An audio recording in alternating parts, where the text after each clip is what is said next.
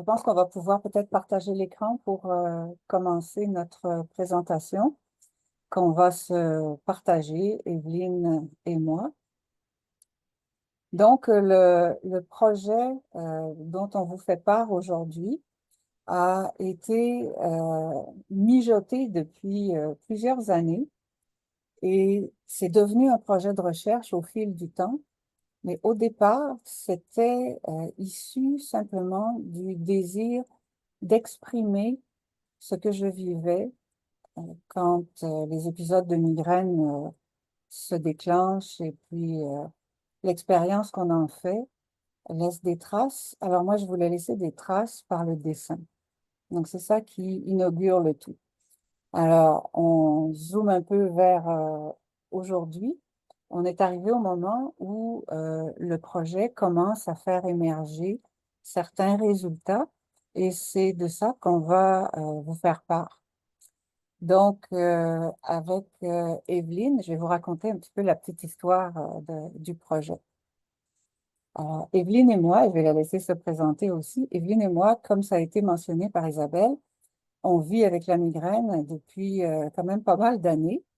Et sur cette base-là, ben, on fait l'expérience de toutes sortes de choses qu'il est difficile de communiquer. Et puis, évidemment, je vous apprends rien. On n'est parfois pas comprise. Et tout ça, moi étant chercheur, je viens de prendre ma retraite il y a 1 an de l'université. Donc, j'étais professeur, je suis restée professeur associé.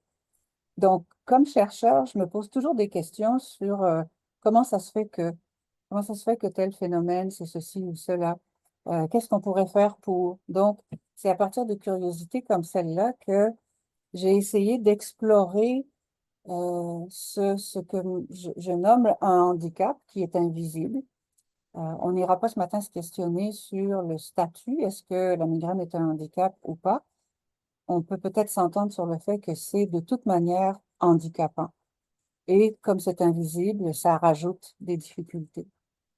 Euh, Avec le moyen d'expression du dessin, euh, j'ai commencé à illustrer les différents épisodes de migraine. Et puis, je travaillais avec Evelyne dans d'autres projets de création par le passé et je lui ai fait part de ça. Et à partir de là, ben, a émergé l'idée d'en faire un projet pour explorer tout ça. Je vais vous laisser quelques instants avec la version d'Evelyne sur tout ça. Merci Isabelle. Euh, ma pr- hum, j'ai commencé ma vie de professionnelle comme artiste en dessinant la relation qui me liait aux autres. Donc, cet espace invisible aussi qui est soit né d'une amitié ou de regard de l'autre, d'un intérêt à comprendre cette relation, cet espace-là qui me lie à l'autre. Et Isabelle le disait, c'est comme ça qu'on s'est rencontrés parce que cet intérêt-là m'a amené justement vers un questionnement, quelque chose de plus grand que moi. Et donc, c'est de dessiner, de pratiquer le dessin, d'en faire quelque chose qui soit une trace de la relation à l'autre et toujours rester et fond de ma pratique artistique dans un mode de recherche-création aussi. Donc, oui, c'est vrai que je vis avec la migraine, mais l'idée même de dessiner une migraine m'était à moi-même tabou. Cette relation à moi dans la douleur, elle était pas envisageable. Donc, quand Isabelle m'a proposé, me parlait de sa pratique de dessiner ses migraines, j'ai écouté avec grand intérêt, mais me mettre à ça a été quand même une étape et de proposer. Donc, j'arrive avec cette proposition-là avec Isabelle de ce projet de recherche dans un espace où je ne considérais pas la possibilité de dessiner ça. Donc, je me suis donnée à l'expérience et en vue ce potentiel-là, ben, je suis, comment dire, avec Isabelle, on a co-créé ce projet de recherche. Et puis aujourd'hui, ce que ça fait, c'est que cette expérience-là de mise à distance, de ne pas vouloir de dessiner, peut me permettre aussi dans le projet d'avoir une sensibilité puis d'avoir un regard toujours sur la relation entre moi et l'autre qui soit sensible. Et c'est ça qui m'intéresse aussi dans le projet, en plus de rencontrer des gens, puis d'amener cette auto-représentation-là de la migraine à être quelque chose qui soit plus près de ce que les gens vivent que les représentations sociales qu'on voit généralement dans les médias. Donc, Alors, peut-être passer. c'est ce qui est pour moi ma petite présentation. Je n'ai pas si vous avez des questions aussi. Il y avait un chat, le chat est ouvert, donc vous pouvez écrire vos questions. Puis à la fin, on se prendra un temps ensemble pour y répondre. Puis ce sera avec joie qu'on partagera tout ça avec vous. Donc, On va passer à la page suivante, oui. si tu veux bien. Donc, quand j'essayais de représenter mes migraines, ben, ça donnait des choses comme ça. Donc, c'est juste une tentative de représenter pour laisser une trace. Et je donnais quelques petites informations. Là, c'est peut-être trop petit pour qu'on voit, mais je me posais la question, là, est-ce que je prends un triptan ou pas? Triptan or no triptan, that is the question. Et je notais, ben, j'ai fait 1 heure sur le téléphone, sur le smartphone, 2 heures d'appel téléphonique avec des écouteurs et un micro. Et voilà ce que ça donnait. Une autre tentative a été celle-là. C'était plutôt l'idée de la lave volcanique qui sortait. J'ai écrit quand la fissure volcanique laisse s'écouler ma lave intérieure. Donc, tout ça pour exprimer et pour pas seulement laisser la trace pour moi, mais pour mettre à distance les choses. Ça ne veut pas dire qu'on évacue tout, mais peut-être que ça apaise un peu. En tout cas, c'est mon cas. Alors, on va passer à la page suivante. À partir de ces représentations de la migraine que je me faisais, bien sûr, je me suis posé la question, mais quelles sont les représentations qu'on trouve dans la société, donc dans l'espace public? Et là, je vous ai googlé une simple page migraine en cliquant sur images, et voilà ce qu'on trouve. Alors, on est entre nous, on voit tout de suite que ben, ça peut être intéressant, mais c'est quand même pas tout à fait ça, la migraine. Qu'est-ce qu'on voit ici? Ça devient intéressant de se poser la question avec un peu plus de détails. Ce qui est représenté, si vous remarquez bien, c'est une femme jeune, en général blanche. Là, il y en a quelques-unes qui ne sont pas tout à fait, mais en général, c'est une femme blanche, assez élancée, assez mince, qui se tient les tempes. Et là, vous voyez que j'ai mis le nom d'un chercheur. Pourquoi? Parce qu'il y a déjà quelqu'un qui a fait une recherche pour tenter de voir ce que sont les représentations de la migraine dans l'espace public et il a fait les mêmes constats. Moi, j'ajoute à ça le fait que, ben, si vous remarquez bien, la jeune femme, elle est maquillée, elle est bien coiffée, elle est habillée simplement, mais bien proprement, et l'environnement a l'air assez calme. C'est indéfini, mais c'est assez calme. Donc, quand on regarde tout ça, on peut commencer à faire peut-être un petit sourire en coin en se disant, bon, ben, c'est peut-être pas si étonnant que ça que les gens comprennent mal ce que c'est que de vivre avec la migraine, si c'est ça qu'on trouve dans l'espace public. On va passer à la page suivante. Donc, je vous épargne les allers-retours qui ont fait en sorte que ça a fini par aboutir à ça. Le projet de recherche, finalement, prend la forme suivante. À partir de ce constat de départ, que les images ou les représentations qu'on trouve dans l'espace public ne nous aident pas du tout, eh bien, on se dit, mais on veut contribuer à faire en sorte de faire évoluer ces représentations-là. Pourquoi? Pour pouvoir contribuer à changer les perceptions, pour pouvoir favoriser la diffusion d'une information qui soit de meilleure qualité, qui soit plus juste, pour pouvoir favoriser, amener une plus grande reconnaissance de la réalité de la migraine. Et ultimement, cela permettrait une meilleure prise en charge de la maladie. Donc, on ne dit pas que la recherche va en ligne directe amener ça, mais elle va contribuer par ses effets de manière indirecte à changer un petit peu les représentations qu'on voit en fournissant des alternatives qui sont plus près de la réalité.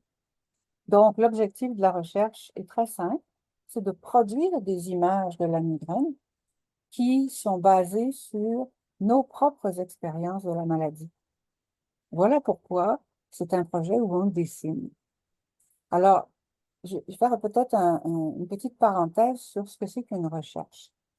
Souvent, on a tendance à considérer qu'une recherche suppose d'avoir une hypothèse qu'on veut vérifier, suppose qu'on a une démarche qualitative, suppose qu'on travaille un petit peu comme dans ce qu'on appelle les sciences de la nature, les sciences dures.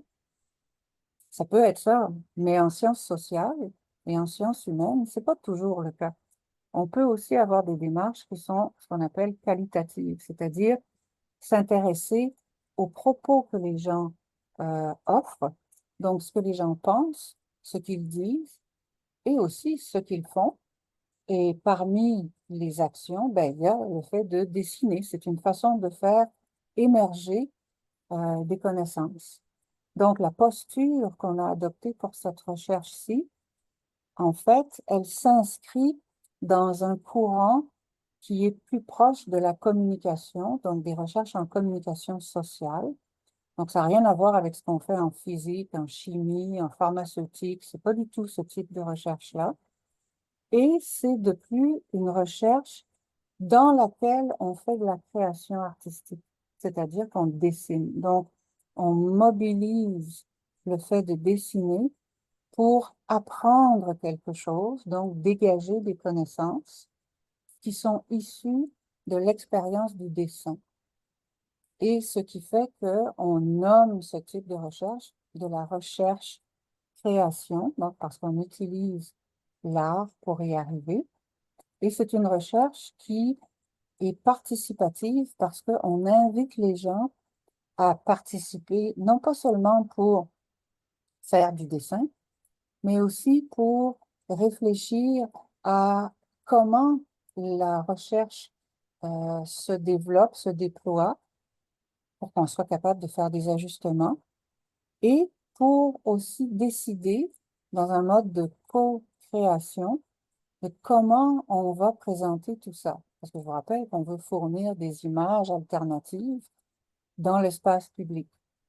Alors, dans le présent projet, ça va prendre la forme d'une exposition.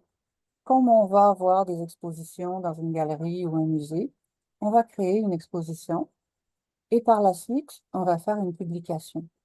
Et toutes les participantes, parce que ce sont des femmes qui participent, toutes les participantes sont invitées à concevoir, donc collectivement, ce qu'est l'exposition, ce qu'elle va devenir, ainsi qu'à participer à la publication. C'est pour ça que ça peut se dire participatif, parce que c'est vraiment une invitation qu'on fait aux personnes.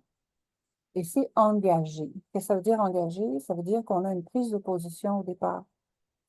On... Est-ce que tu peux revenir un petit peu en arrière, s'il te plaît? Et engagé, c'est en lien avec notre intention de recherche. Vous voyez, je disais il y a quelques instants, on espère pouvoir changer les perceptions. On espère pouvoir diffuser une information qui soit de plus grande qualité pour favoriser la reconnaissance, la compréhension de ce qu'est la maladie, etc. Donc, on s'engage pour une cause. C'est ça. C'est une recherche qui est tout aussi valable qu'une recherche qui va vouloir affirmer sa neutralité ou son objectivité. On choisit un protocole de recherche, si vous voulez, qui est adapté au sujet, à la problématique et à ce qui serait bien de faire. Voilà pourquoi c'est une recherche qui est engagée. Et bien sûr, c'est fait en partenariat avec Migraine Québec et les personnes qui peuvent participer sont membres de Migraine Québec. Donc, c'est vous, les personnes qui vivent avec la migraine. Voilà. Donc là, on peut changer de page et je vais simplement vous brosser un portrait rapide de ce qui guide notre action. Autrement dit, c'est une sorte de cadrage, si vous voulez, qui permet de définir comment on travaille dans cette recherche-ci. Alors, d'abord, on ne veut pas interpréter les dessins qui sont faits par les personnes. On ne cherche pas du tout à interpréter. On accueille ce qui est fait. L'interprétation peut être faite par la personne qui dessine, mais ce n'est pas le but de la recherche. Et ce qui découle de ça, c'est le fait que ça n'est absolument pas de l'art-thérapie. Autrement dit, on n'essaie pas de psychologiser, donc d'interpréter ce qui se dégage des dessins. Ce qu'on essaie simplement de faire, c'est de pouvoir ressentir, d'entrer en relation avec le dessin tel qu'il a été fait. Donc, on accueille les choses. Vous allez me dire, ouais, mais comment est-ce qu'on fait pour avoir des données et comment on dégage du sens? On va y venir dans quelques instants parce qu'on va vraiment vous présenter des extraits de ce qui ressort déjà maintenant. Autre chose importante, dans la recherche, il ne s'agit pas de savoir dessiner pour y participer. C'est pas quelqu'un qui sait mieux dessiner que quelqu'un d'autre. Là. Il n'y a pas du tout de question de performance. Tout le monde est invité. Et en plus, on ne cherche pas à faire quelque chose de beau. On ne cherche pas à ce que ce soit le plus esthétique possible. Pas du tout. C'est pas du tout la voie qu'on a choisie. De la même manière, du point de vue éthique, le cadrage est, disons, bien verrouillé, de façon sécuritaire. C'est effectivement chaque fois un groupe fermé. Et de plus, comme il s'agit d'une recherche universitaire, on doit toujours, quand on fait ça, aller chercher, obtenir un certificat éthique. Donc, cette certification garantit le côté sain, SAIN, de la recherche et fait en sorte qu'on évite, par exemple, la divulgation d'informations personnelles, des choses comme ça, mais plus encore, on permet d'offrir un espace où les gens peuvent prendre la parole sans qu'il y ait de problème après.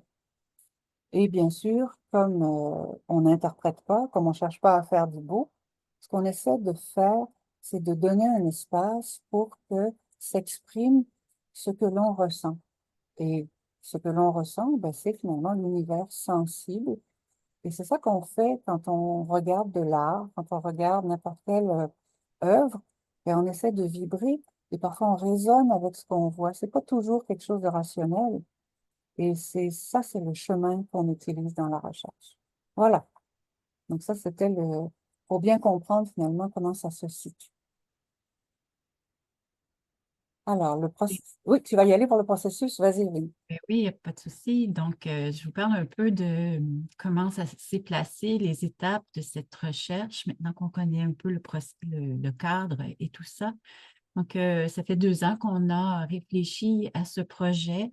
2 ans parce que ça nous a amené à cette réflexion-là de créer ce projet quand même on voit dans la page de présentation qu'on a eu des séances d'information en avril 23. On a aussi mené un atelier prototype, c'est-à-dire de s'assurer avec des personnes qui voulaient participer à ce prototype que le cheminement, l'espace aussi, en fait, le dispositif puis le contenu de l'atelier était, était en cohésion avec notre question de recherche, nos questions de recherche. Et puis, suivant ça, on a commencé à l'automne 23 une série d'ateliers, c'est-à-dire qu'on, sous 6 ateliers, on a un atelier l'idée des étapes, des volets qu'on mène à cette recherche. Le premier atelier, on a donné finalement des titres aussi, des thématiques à ces ateliers. Et le premier, percevoir, amener les participants à apprendre à percevoir, mais cette perception qui est près du corps, cette perception qui est de rencontrer l'inconnu, d'être un peu dans un brouillard, dans l'invisible, euh, d'être en contact avec son corps, puis d'être à l'écoute de découvrir un territoire intérieur. Pourquoi? Parce que l'idée de vivre avec la migraine est aussi cet espace, cet être qui vient peut-être nous visiter un peu trop souvent, mais qui affecte notre corps. Puis cet atelier nous amenait à apprendre d'une certaine façon à tracer avec le crayon, donc de dessiner cet espace-là de perception de soi, de notre corps, du corps. Donc, cette série d'ateliers a eu les participants ont été des groupes différents, plusieurs groupes, ce qui fait que ces ateliers-là de percevoir, les participants qui ont participé à l'atelier percevoir en premier, étaient amenés ensuite à l'atelier 2 à ressentir, C'est-à-dire que l'idée de ressentir, c'était éprouver une sensation physique, éprouver l'effet d'une cause, avoir conscience d'un état, et puis, par divers exercices, d'entrer en relation avec cet aspect-là précis de ressentir. Donc, graduellement, de percevoir à ressentir, les personnes participantes apprenaient à mettre en dessin cette relation à soi, cette relation au corps, puis aussi de témoigner de cette vie avec la migraine. L'atelier 3 représenté, qu'on a tenu ce printemps 2024, se représenter dans un sens où on ne cherche pas nécessairement à une figuration, mais c'est de rendre perceptible, de rendre présent, de donner à sentir la présence de quelque chose. Donc, c'est dans la suite logique de ce qui est un processus de création en même temps. Donc, de montrer ce qu'est la vie avec la migraine, ça a été l'intention. On est à l'atelier 4 cet automne. L'atelier 4 rassemblé, c'est-à-dire qu'avec les personnes participantes, peu importe s'ils ont fait l'atelier 1, 2 ou 3, c'est-à-dire ceux qui ont participé à un ou les 3 ateliers, on les rencontre et on voit avec ces personnes à rassembler leur expérience, leur dessin et leur témoignage aussi. On cherche aussi dans ça à une certaine forme de données qui soit celle du récit pour qu'on puisse à ce moment-là concevoir ensemble, c'est de la co-création, concevoir avec les participants un 5e volet qui serait au printemps 2025, l'idée d'une exposition. Donc, on entend bien qu'une exposition peut se présenter en personne, mais on peut aussi la faire en ligne. Donc, on voit comment ces ateliers-là peuvent être aussi possibles en présentiel et en ligne. Donc, c'est pour ça que dans le tableau, on voit qu'on souhaite finalement aussi qu'on puisse rencontrer les gens en personne, mais des fois, ce n'est pas possible. Ce qui fait que le vernissage et cette expérience-là de la recherche va nous amener à une publication qui, on le souhaite, verra le jour peut-être à l'automne 2025. Tout ça, c'est un souhait puis un grand désir d'action. Et puis, voilà. On en est à la démarche finalement de ce processus de recherche. D'accord. Tu veux que je prenne la Oui, balle au bon? D'accord. Donc, merci Evelyne. Alors, pour faire une recherche, il faut qu'on ait une méthode qui soit très claire. Et une méthode, ça sert à identifier finalement les sources à partir desquelles on va être capable de dire, ah ben voilà ce qui se dégage de ça, et voilà ce que ça veut dire. Voici donc finalement à partir des données, le sens qui se dégage de ça. Et comme l'objectif pour nous est de créer des représentations de la migraine qui soient faites par les personnes elles-mêmes qui vivent avec cette maladie, eh bien, nos données sont les dessins eux-mêmes qui sont faits, ainsi que les commentaires qui sont fournis. Evelyne parlait de récits, donc finalement, c'est tout ce qui accompagne le dessin et qui émerge au fil des conversations. Donc, en gros, c'est comme ça qu'on travaille. Si on le fait si on l'exprime de manière plus organisée, dans chacun des ateliers, on avait une démarche toujours la même, sauf pour l'atelier 4 qui est en cours.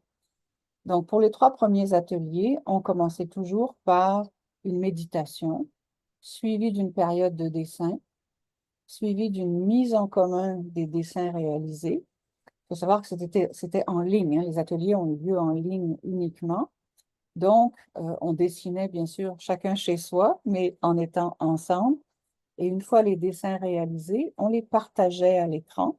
Et donc, chaque personne était libre de dire ce qu'elle souhaitait dire au sujet du dessin. Par la suite, il y avait un moment de rétroaction sur l'expérience vécue dans l'atelier par chaque personne. Les données qu'on a donc recueillies sont visuelles et puis elles sont aussi textuelles, c'est-à-dire que les conversations, elles sont devenues du texte, on les a transcrites et ça nous permet à partir de là de commencer une analyse, et je vous ai dit tout à l'heure que c'est une démarche qualitative. Ça veut dire que l'analyse qu'on fait des données, par exemple les données textuelles, nous permettent de faire ressortir des thèmes, les grands thèmes qui traversent finalement l'ensemble des dessins qui ont été réalisés. Ok. Alors, à ce jour, juste pour faire un petit point, on a fait, comme on vous l'a dit, les 3 premiers ateliers. Le 4e atelier est en cours, donc Evelyne et moi, on va chez les différentes personnes qui nous accueillent chez elles, on dessine avec elles, et puis on choisit ensemble, parmi tous les dessins qui ont été réalisés, c'est ceux que la personne souhaiterait voir inclus dans l'exposition qui sera faite. Ça, c'est la première étape de l'atelier 4. Ensuite, on aura une mise en commun de tout ça, probablement mi-décembre, pour que collectivement, on choisisse à partir de cette présélection les dessins qui vont effectivement faire partie de l'exposition. Donc, on a quelques données là sur ce qui a été fait à date. Pour le premier atelier, par exemple, percevoir, c'est le premier atelier, on a eu 5 groupes qui se sont rencontrés. Donc, ça veut dire 5 rencontres avec quelques participants qui ont dessiné. Et là, vous avez la même chose pour tous les autres ateliers. Alors, il faut savoir, un point de détail important, on limitait le nombre de personnes pouvant participer à chaque atelier de façon à ce que l'espace soit convivial et qu'on puisse, puisqu'on était en Zoom, qu'on puisse aussi voir les dessins partagés. Hein. Si on était 15 ou 20, quand on regarde les dessins, etc., ça peut devenir fastidieux aussi. Donc, on limitait à 7, je pense, le nombre de participants qui étaient invités. Et à présent, on a donc eu 16 participantes, à peu près 280 dessins, etc., etc. Et ceux du 4e atelier ne sont pas là-dedans. Là, on pourrait tout de suite penser, dans un protocole de recherche, disons, classique en sciences dures, oh, 16 participants, c'est pas beaucoup, ça ne sera pas représentatif. Attention, on est dans une recherche où ce type de réflexion-là n'est pas pertinent. Ce qu'on vise, c'est la qualité de ce qui se dégage de l'expérience. Donc, on pourrait être 3, comme on pourrait être 200, on est 16. Ce qui est important, c'est la qualité de ce qui émerge. Alors, c'est sûr que ça peut venir éventuellement en dissonance avec la conception qu'on a de ce qu'est une recherche, mais pensez-y, il y a différentes façons de faire de la recherche. Dans ce cas-ci, c'est une recherche création. Et donc, ce sont les personnes qui ont envie de participer qui sont celles avec qui on fait cette recherche-là. Ça veut dire qu'on a une recherche qui est faite à 16 personnes pour le moment. Donc, pour le moment, on a examiné et on a considéré, donc commencé l'analyse d'à peu près 1/3 des données. Donc, on n'est pas rendu très, très loin, mais on va vous montrer les résultats tels qu'ils se dégagent à ce jour et qui sont présentés, organisés sous forme de thèmes, comme je l'ai mentionné initialement. Donc, Evelyne, je pense que tu voulais commencer cette page-là. D'accord. Donc, ce que vous voyez à l'écran, ce sont des captures d'écran de nos rencontres Zoom, c'est-à-dire que loin d'être de grande qualité, c'est simplement pour avoir un aperçu des dessins, des images qui ont été réalisées, des représentations qui ont été faites. Ce qu'on voit à l'écran, ça a été réalisé à l'atelier 1, percevoir. Et comme je l'expliquais tout à l'heure, percevoir, c'était lié au corps, mais c'était aussi cet apprentissage-là de constater cette perception-là de soi.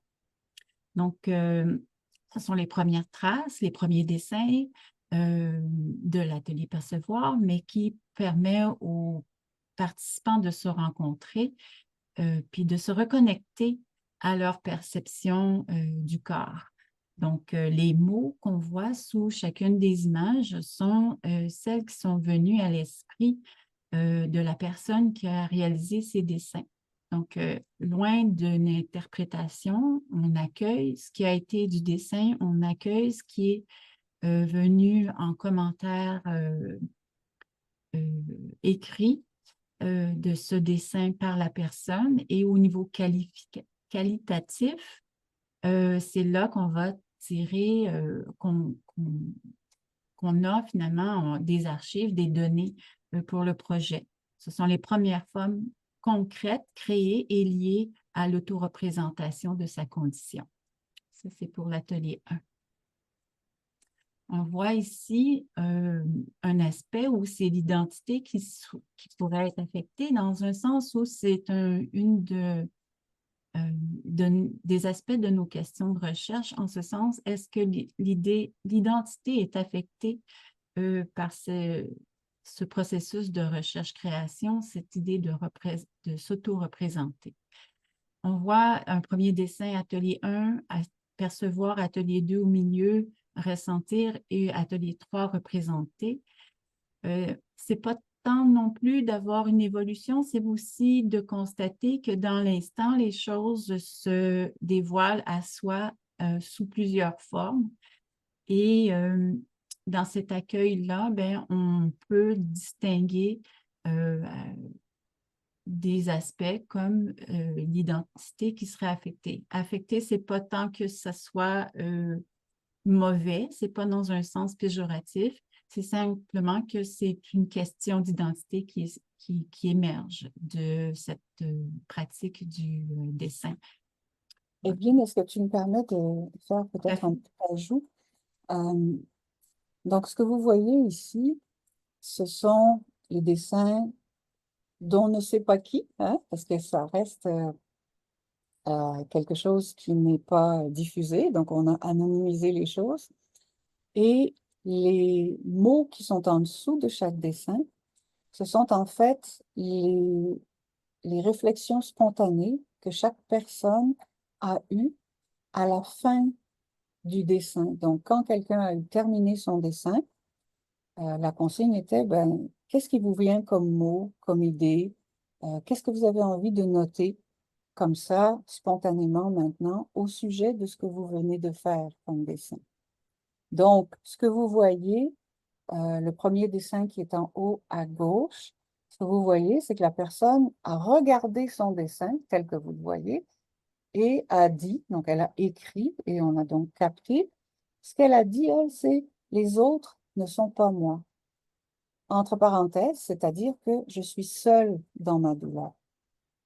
Alors, quand on regarde ça, qu'est-ce qu'on constate? On constate que la personne se sent isolée. Et ceci est de l'ordre de l'identité. Le fait de se sentir isolé, ça montre que dans notre vie au quotidien, ben, du point de vue de qui on est, il y a une perturbation.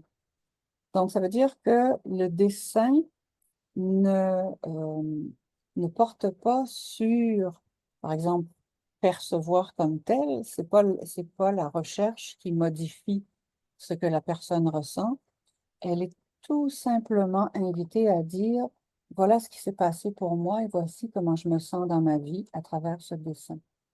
Donc, ce qui ressort, c'est son expérience de la vie avec la migraine. Et dans ce cas-ci, ça porte sur l'identité. Donc, le thème, c'est l'identité. C'est ressorti aussi le thème de l'identité. Au milieu, le dessin du centre, vous voyez que la personne a écrit où suis-je? Je suis flottement, éparpillement, je ne sais pas où je suis. Donc, ça aussi, on peut l'associer à l'identité. Dans l'atelier 3, quelqu'un a aussi eu un commentaire sur son propre dessin qui porte sur l'identité, à savoir, j'ai commencé par l'arrière de la tête et ce qui m'est venu, c'est je ne suis pas moi. Je ne suis pas moi. Vous voyez, ces trois éléments-là, quand on les regarde, on peut les associer en disant, ceci relève d'une sorte de thème qui pourrait être celui de l'identité. C'est comme ça qu'on construit les différentes thématiques. Donc là, ça, c'est le thème de l'identité et voici ce qui est ressorti à date. Mais il y a autre chose qui est ressorti, d'autres thèmes aussi qui sont ressortis. Donc, on va aller à la page suivante. Est-ce que tu veux le faire ou tu veux que je le fasse, Evelyne? Ça va. Donc, l'expérience, les thématiques qui sont comme ça, qui ont émergé dans le sens où ici, on a regroupé 4 dessins qui nous semblaient être l'expérience vécue comme une source de vitalité. Ce sont des dessins qui ont été réalisés pendant l'atelier 3 représenté et on constate que c'est une suite c'est une série de dessins d'une même personne. Donc, c'est pas tant qu'il y a une évolution, c'est que c'est le fait de les réaliser un après l'autre, on constate qu'il y a une source de vitalité qui est sous-jacente dans ces dessins. Donc, tempête, arrêt, noir, vide, quelque chose peut-être de plus sombre. C'est le désir de vivre, renaissance, besoin de décrocher dans le deuxième dessin. Et moi, je suis là et j'ai besoin de rêver malgré le chaos. Donc, déjà au troisième dessin, on sent qu'il se passe quelque chose chez la personne. La douleur revenait dans ma vie à ce moment-là. Donc, c'est calmer la douleur par les couleurs. Donc, le dessin réalisé avec des couleurs, finalement, a permis une expérience différente au quatrième dessin que celui du premier. Donc, on voit comment, à travers les dessins réalisés, l'expérience a été vécue comme une source de vitalité. Si tu veux ajouter quelque chose, Isabelle. C'est bon, on peut passer à l'autre Super. page. Si tu veux. Aussi, une des thématiques qu'on a constatées, c'est le bien-être associé à l'exploration de l'intériorité. C'est-à-dire cet espace-là qu'on explorait à travers percevoir, ressentir et représenter, l'espace de relation à soi, a été aussi une façon de faire émerger le bien-être. Donc, on voit dans un premier dessin, qui est encore une capture d'écran, la personne a écrit « J'ai aux limites de mes horizons personnels », puis il y avait comme vraiment beaucoup de bien-être pour moi dans ce dessin-là. J'ai ressenti comme une espèce de libération. Le crayon était comme plus dégagé. Puis aussi, il y avait moins de peur de ce que j'allais découvrir. Ça a vraiment fait du bien, ce dessin-là. On voit dans un deuxième dessin qui est écrit « Promenade de l'intérieur de mes murs ». Donc, à travers l'expérience de l'atelier Percevoir, il y a un bien-être qui a émergé, qui est ressorti pour certains participants. Donc, on dégage de cette recherche qualitative des thématiques qui étaient l'identité, la vitalité et puis l'exploration de l'intériorité qui fait surgir le bien-être, qui fait émerger le bien-être. Suivant ça, la présence des autres aussi, parce que c'est en groupe, crée un sentiment d'espace de parole solidaire et sécuritaire.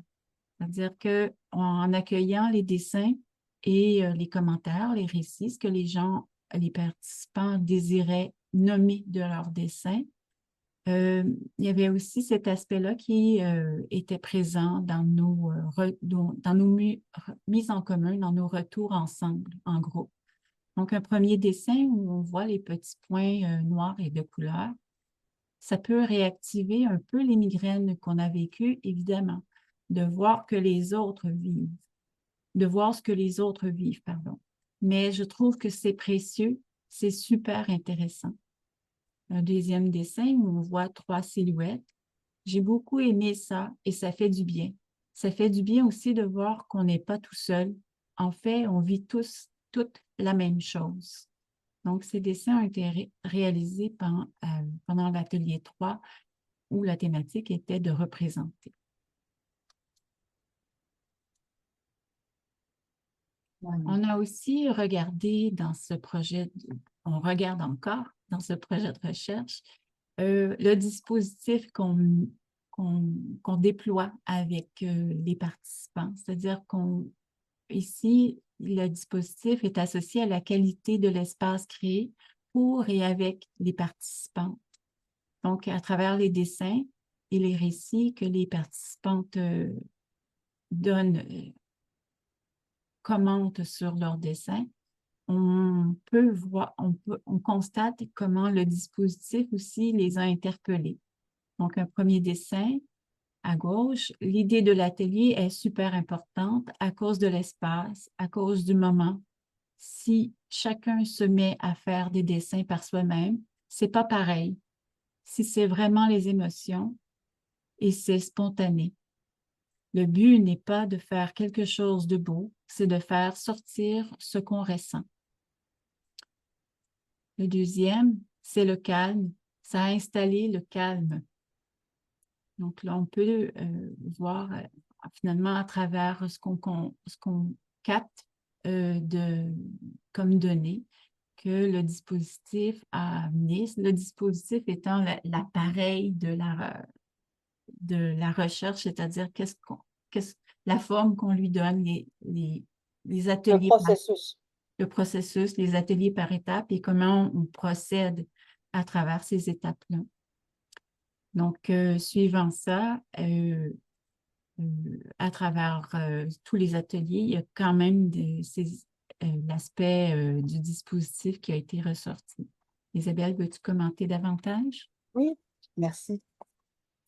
En fait, on s'est posé toutes sortes de questions sur ce qui se dégage de tout ça. Il ne faut pas oublier le fait que les commentaires qu'on voit associés à chaque dessin, c'est la personne qui a fait le dessin, qui a d'abord écrit à l'endos de son dessin ce qui lui venait spontanément et qui, pendant qu'elle l'a présenté, donc au moment du partage avec les dessins des autres, a dit cela. Donc, ce sont les commentaires des différentes personnes. Ce qui fait que nous, comme chercheurs, on n'est pas en train d'interpréter ce qui s'est passé. Ce sont les personnes elles-mêmes qui disent, voici ce qui se passe pour moi, voici ce que j'ai envie de partager aux autres. Donc, ça veut dire que dans les questions qu'on se posait, est-ce que, par exemple, le fait de dessiner, ça aide les personnes qui vivent avec la migraine, évidemment? Est-ce que ça crée du bien-être ou pas du tout? Est-ce que ça affecte l'identité? Et est-ce que le processus de recherche qu'on a mis en place est quelque chose qui fonctionne? Est-ce que c'est favorable? Est-ce que c'est pertinent? Etc. Donc ici, quand on parle du dispositif, c'est le processus de recherche. Est-ce que c'est quelque chose qui est bénéfique finalement? Est-ce que c'est pertinent d'avoir fait ça? Et donc, c'est un peu le début d'une sorte de réponse, hein, de feedback qu'on a au sujet du processus. Et quand on voit dans le deuxième dessin, par exemple, que la personne a dit, ben, c'est le calme, ça a installé le calme, ça veut dire que dans le processus, la manière de travailler au sein des ateliers, c'était finalement quelque chose qui permettait de générer pour au moins la participante qui a mentionné ça, du calme. Donc, c'est comme ça que finalement, on a rassemblé les différents dessins avec leurs commentaires en voyant se dégager le thème qui dit, ah ben oui, ceci porte sur le dispositif et nous donne les informations suivantes. Donc, ce qu'on voit aussi dans le dessin qui est à droite complètement, la personne dit, là on ne va pas lire en détail, mais elle dit, ben, quand je dessine ces points de douleur, avec tous les exercices qu'on fait, ben, les points se dispersent, la douleur devient moins intense. Alors ça, c'est intéressant. Parce qu'on a aussi on a des préoccupations, hein, à savoir ne pas entrer dans une situation qui générerait de la douleur pour les personnes, évidemment pas. Donc ça, c'est très délicat, il faut faire attention et ça relève du dispositif. Voilà. Donc, je pense que là, on a peut-être ce qu'il nous faut pour parler des autoreprésentations. Donc, ce qu'on a vu jusqu'à maintenant, c'est différents thèmes. Maintenant, le gros thème, c'est qu'est-ce qui ressort comme image de ce qu'est que de vivre avec la douleur, tel que vu et vécu par les personnes qui savent le mieux ce que c'est. Alors, ce qu'on voit, c'est maintenant 4 formes d'autoreprésentation. Là, vous allez me dire, oula, ça ressemble pas du tout à quelqu'un qui a une migraine. C'est très, très, très, très loin de ce qu'on voit pensez aux images du début, hein, ce qu'on voit dans l'espace public, la jeune femme qui se tient les tempes. Là, c'est pas du tout ça. Mais ce qui est sur le papier, en fait, ce qui a été capté, c'est finalement juste la trace de ce que la personne ressentait. Et c'est la personne qui a dessiné qui nous dit, oh, tiens, je regarde le dessin que j'ai fait, si je prends celui qui est à gauche complètement, et la personne a dit, oh, c'est méconnu, ça, je ne connais pas ce que j'ai dessiné. Tiens, c'est une surprise pour moi. Donc, qu'est-ce qu'on peut comprendre de ça? Qu'en fait, quand on vit avec la migraine, à certains moments, on se surprend soi-même. C'est intéressant de savoir ça. Donc, c'est beaucoup plus complexe que simplement dire, ben, c'est une image de quelqu'un qui est bien maquillé, qui se tient les tempes. C'est beaucoup plus complexe que ça. Et on peut aller avec la même logique vers les autres dessins. Quelqu'un qui montre dans le deuxième dessin qu'en fait, ce qui passe à travers elle à ce moment-là, c'est le désespoir, le bruit, le désordre, hein, et vous avez perdu. Alors que quelqu'un d'autre voit l'harmonie, la paix et le soulagement quand elle essaie d'entendre finalement ce qu'elle a eu comme expérience en dessinant. Donc ça, c'est la première page. Là, on a d'autres auto-représentations, hein, se représenter soi-même, auto-représentation de la vie avec la migraine. Alors, vous avez le dessin de gauche, euh, où on voit finalement assez clairement que la personne ressent quelque chose d'intense. Et ce qu'elle a dit, c'est qu'en fait, la bouche lui piquait, les yeux brûlaient et le cerveau surchauffait. C'est assez, il y a du punch, c'est efficace ce dessin-là quand on le voit comme ça. Et là, peut-être certaines pensent, ah ouais, non, mais ça ne ressemble pas à une personne. Comment on va pouvoir associer ça à l'image de la migraine? Ça, c'est notre exposition qui va commencer à donner des réponses à ça. Donc, on va y revenir parce qu'il ne s'agit pas d'essayer de faire des copies de ce qui existe dans l'espace public. On veut proposer des alternatives qui sont beaucoup plus près de la réalité vécue. Il ne faut pas oublier ça. Si on regarde le deuxième dessin, explosion, incompréhension, désordre. Donc voilà un instant dans l'expérience de la migraine. Troisième dessin, déséquilibre. Injustice aussi. Donc ça vise pas seulement ce que le corps exprime, mais aussi ce que la personne dans sa propre vie ressent comme limite, par exemple. Ensuite, la chape de plomb, ben là, j'ai envie de dire, tout le monde connaît. Peut-être pas, j'espère que vous ne la connaissez pas, mais bon, avec la migraine, voilà. Alors, c'est une autre façon de voir les choses. Encore une autre petite page. Le coup de poignard à gauche, brûlure à l'œil. Deuxième dessin, mettre le doigt dessus, avoir une meilleure compréhension. Donc, on sent qu'il y a comme une exploration là, qui se fait dans le dessin. Et la personne ajoute, c'est comme un petit cerveau avec tous les petits chocs électriques rouges. Voilà une représentation intéressante qui est vraiment différente. Ensuite, au troisième dessin, j'ai voulu explorer chaque millimètre du cerveau, savoir pourquoi ça fait mal, qu'est-ce qu'il y a là-dedans. Et le quatrième dessin, où on a simplement l'expression, ben, ça se passe au-delà des mots. On ne peut pas décrire ça avec des mots. Vous voyez, on est vraiment ailleurs. Ça Voilà. démontre, ça démontre la complexité de la représentation d'un handicap invisible qui est la migraine, c'est-à-dire que chacun la vit et en fait l'expérience de façon différente.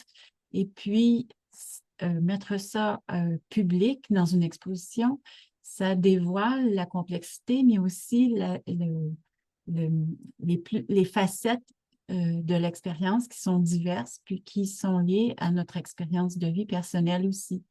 Donc, ça aussi, c'est intéressant de montrer euh, l'étendue de ce qu'est de vivre avec la migraine.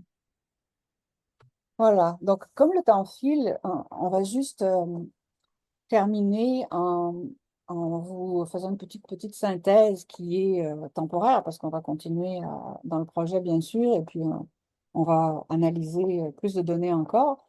Donc, je vous rappelle que finalement, le constat de départ, c'est qu'on voit une grande différence entre ce qu'on vit et ce qui est montré dans l'espace public. Donc, la question qui peut se dégager pourrait être, ben, à qui et à quoi ça sert cette image qui est véhiculée dans les médias?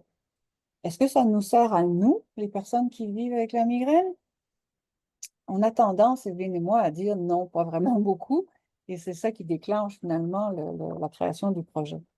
Alors, du point de vue de ce qu'on a été capable de dégager jusqu'à maintenant, donc des constats qu'on va dire basés sur l'expérience comme telle, ben, on se dit que cette démarche amène plus d'autodétermination et peut-être plus, et là le terme est peut-être plus connu, plus d'empowerment. Mais il y a un point d'interrogation, hein. C'est une intuition qu'on a pour le moment. Il faut qu'on continue pour voir si ça se confirme ou pas. Ce qui se dégage déjà, c'est que c'est important d'être seul et ensemble. Donc, ça veut dire que le format est vraiment une source qui est puissante, dessinée ensemble. C'est quelque chose qui fonctionne bien. Ce qui est intéressant, c'est que ça permet de découvrir ou réactiver ou continuer à faire l'exercice de sa propre créativité.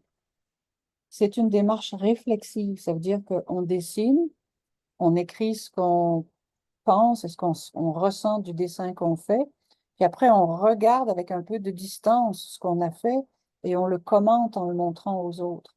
Ça, c'est une démarche qui permet la réflexion comme telle sur ce qu'on a fait soi-même. C'est une démarche réflexive. Et ça fait appel à la sensibilité. On est dans un univers sensible ici. On n'essaie pas de tout rationaliser.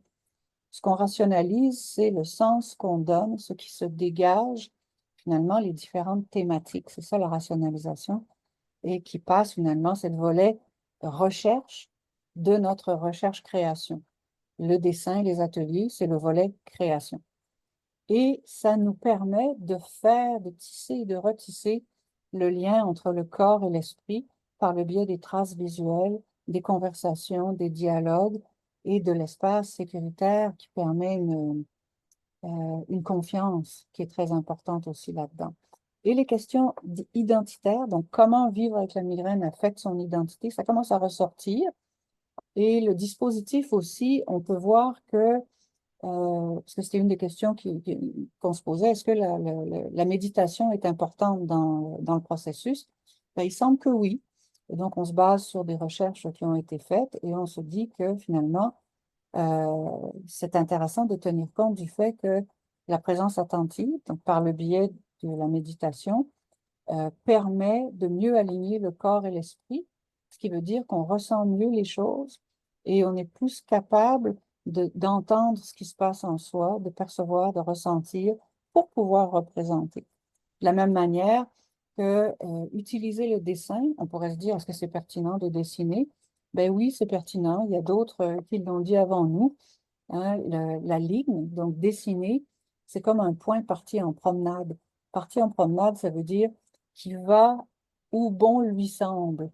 Donc, c'est pas quelque chose qui cherche à être beau et quelque chose qui cherche vraiment une esthétique et puis on cherche pas à être performant. C'est à ça que ça nous amène comme confirmation. Donc, en gros, là, vous avez deux extraits aussi qui sont amenés par des participantes. Je n'irai pas dans le détail, mais on voit que c'est bénéfique et on sait aussi que c'est intéressant de pouvoir faire l'expérience de dessiner, de parler de ce qu'on vit, parce que ça permet aussi peut-être de faire fondre une sorte de carcan ou de glace qui nous fige et qui nous empêche de vivre. Voilà. Donc pour le moment, voilà, c'était des résultats préliminaires. Et à la dernière page, vous allez voir simplement une liste de sources, de références sur lesquelles on base la recherche. Donc, vous voyez, c'est une recherche scientifique qui est basée sur des résultats de recherche antérieurs. Et ça va nous faire plaisir de passer quelques minutes à répondre aux questions s'il y en a. Merci beaucoup pour votre attention. Et merci beaucoup, c'était très intéressant. Merci. Euh, Qu'est-ce que j'allais dire? Oui, tantôt, on a mentionné que le chat était ouvert. En fait, nous sommes en mode webinaire, donc il n'y a pas de chat comme tel. Par contre, il y a la section questions-réponses là, qui est ouverte. Donc, vous pouvez, gênez-vous pas pour aller écrire vos questions. Vous pouvez lever la main aussi, on va le voir si vous avez des questions. Pour l'instant, on a une question. Bonjour, merci beaucoup pour ce webinaire. Est-ce que vous prenez toujours des participantes? Pardon. Je pense que ça serait vraiment intéressant que d'autres personnes se joignent à la recherche. Effectivement, est-ce qu'on prend des participants maintenant? On pourrait peut-être le faire. Il faudrait qu'on réfléchisse, Evelyne et moi, comment quelqu'un qui n'a pas du tout participé pourrait intégrer la recherche. Mais ceci nous amène à revenir à une réflexion qu'on avait déjà eue. Peut-être qu'il est temps de partir un deuxième groupe, donc de faire finalement une autre série d'ateliers. Ces ateliers-là pourraient démarrer, là c'est en fonction de Migraine Québec, dès l'instant où ça peut s'intégrer dans le calendrier, si vous voulez. Donc oui, si la personne est intéressée, peut nous contacter, puis on peut voir comment les choses peuvent se faire. Il n'y a pas de problème. Donc, vous pouvez entrer en contact par courriel avec nous au sein de Migraine Québec, puis on pourra vous mettre en contact avec Madame Isabelle et Madame Evelyne. On va voir comment on va procéder aussi. Ça va être une discussion, voir, pour pouvoir intégrer des nouvelles sessions au calendrier. Mhm. Est-ce qu'on a OK. d'autres questions? Oui, ça s'en vient. Parfait. J'ai aussi un autre commentaire super intéressant comme concept.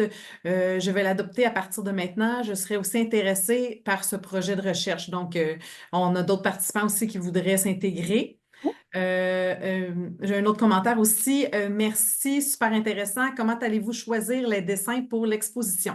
C'est une Alors, bonne question. ouais, tout à fait. En fait, dans l'atelier 4, une fois qu'on aura fait nos rencontres à la maison chez les différentes personnes qui nous y invitent, il va y avoir une deuxième partie où on va se rassembler en ligne et où on va se montrer tous les dessins qu'on aura retenus pour l'exposition. C'est-à-dire que chaque personne qui souhaite participer à l'exposition et qu'on a rencontrée, ben, avec chaque personne, on a déjà fait une présélection ensemble. Chaque personne a choisi les dessins qu'elle voudrait rendre publics dans l'exposition, ce qui fait qu'on a déjà passé au tamis et on a un sous-ensemble. Et à partir de là, dans la rencontre qu'on fera en ligne avec l'ensemble des participants, on va faire la même démarche. Et à partir de là, on va voir si il nous reste beaucoup trop de dessins quand même, ou alors si on n'en a pas beaucoup et qu'on devrait en rajouter. Donc, ça va être une démarche émergente et ce sont les participants qui vont décider. Voilà. Euh, c'est important que les participants soient ceux qui décident de leur dessin, qui décident de ce qu'ils veulent exposer, ce qu'ils veulent rendre public aussi pour l'exposition. Dans ce sens où on a accueilli à travers les ateliers, mais on accueille aussi ce que les participants désirent montrer de leur expérience et montrer de ce qu'est vivre avec la migraine. On a une suite à la question, à savoir si vous voulez entrer directement en contact avec nous pour poursuivre. Isabelle Dallaire. Oui. Oui, ils peuvent entrer en contact avec Migraine Québec, mais est-ce que ça serait pertinent de leur donner le courriel associé au projet aussi? Oui, Oui, pas de problème. il n'y a pas de Voilà. problème, oui. Donc, à ce Je vais le moment-là, mettre dans les c'est un réponses. moyen, oui, de leur communiquer maintenant. Euh, ça fait quelque chose de plus direct.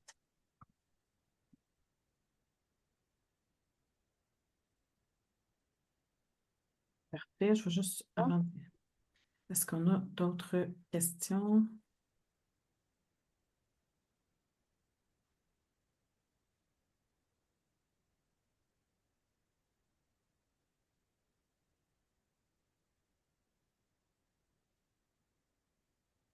Alors, je pense que ce qu'on pourrait peut-être dire, c'est que s'il y a des personnes qui veulent se joindre au projet, ben, surtout qu'elles n'hésitent pas à nous contacter parce Absolument. que c'est comme ça que, par exemple, un nouveau groupe pourrait démarrer. Et donc, ben, il n'y a rien de plus simple que d'entrer en contact avec nous pour qu'on puisse organiser la suite des choses. Non, effectivement, puis je peux le dire à voix haute aussi, là, le courriel, si vous voulez entrer directement, c'est dessine-moi ta migraine en commercial migrainequebec.org. Veux-tu le mettre dans le chat, justement, Isabelle? Ben, je peux répondre à chaque personne Ah, qui a posé la question, mais comme c'est un webinaire, ça, c'est pas un chat général à tout le ah monde. oui, ok, ok. C'est bon. C'est Puis la dans le forme. pire des cas, c'est ça, vous pouvez nous écrire à Migraine Québec, puis on va vous le donner, là. Parfait. Très bien. Bon, ben, écoutez, merci beaucoup pour votre attention, pour le temps que vous avez passé et l'intérêt que vous avez pour le projet. Nous, on continue de notre côté et puis on a bien hâte de vous présenter la suite. Et normalement, comme Evelyne l'a mentionné tout à l'heure, l'exposition devrait voir le jour à la fin du printemps. Donc, on va travailler à partir du début 2025, à partir de janvier, à rendre concrète toute cette démarche-là. Évidemment, vous allez avoir toute l'information là, sur l'exposition. Voilà. Merci beaucoup. Merci beaucoup à tous les participants et participantes d'avoir été présents et présentes, pardon. Donc, vous pouvez suivre sur notre site Internet, sur nos réseaux sociaux. On va publier aussi les étapes de l'avancement du projet de Madame Isabelle et Madame Evelyne. Merci Merci. beaucoup. Merci à tout Merci. le Au monde. revoir à tous.